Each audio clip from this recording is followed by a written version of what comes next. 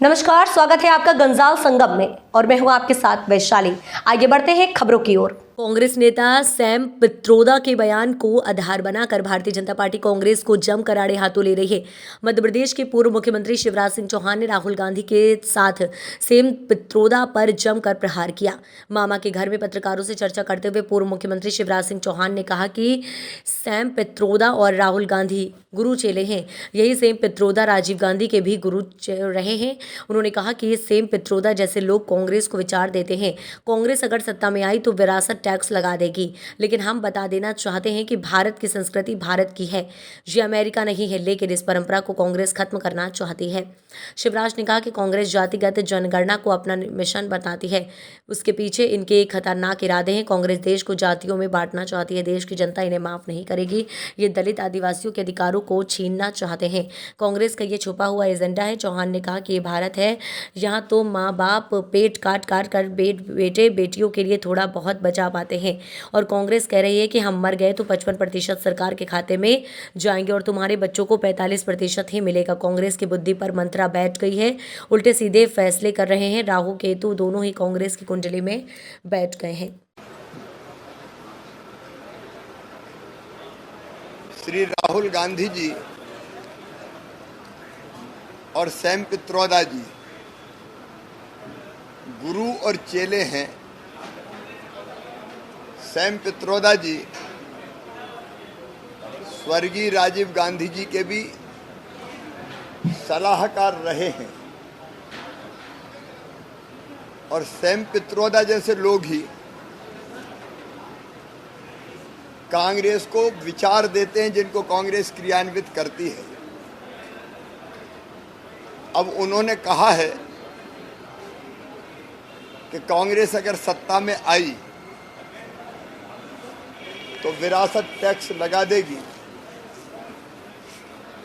वे America के उदाहरण देते हैं। अमेरिका जैसे देशों में ये प्रावधान है कि मृत्यु अगर हो जाए तो संपत्ति का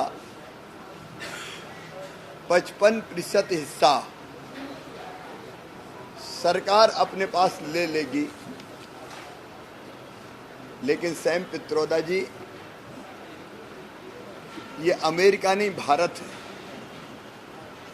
भारत की संस्कृति,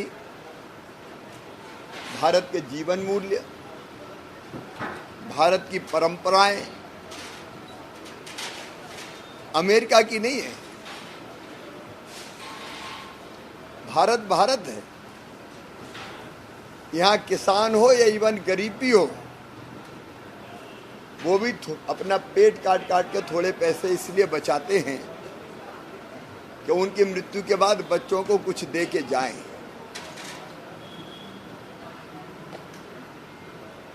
लेकिन इस परंपरा को कांग्रेस खत्म करना चाहती है विरासत टैक्स लगा के। ये टैक्स पहले था, लेकिन जनता के दबाव में कांग्रेस ने इसको समाप्त किया था। उस समय जब स्वर्गीय इंदिरा गांधी जी नहीं रही थी, शायद स्वर्गीय राजीव गांधी जी ने मां की संपत्ति उनको मिल जाए इसके लिए इसको हटाया हो। लेकिन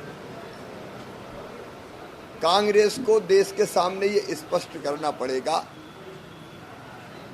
कि उसके इरादे क्या हैं।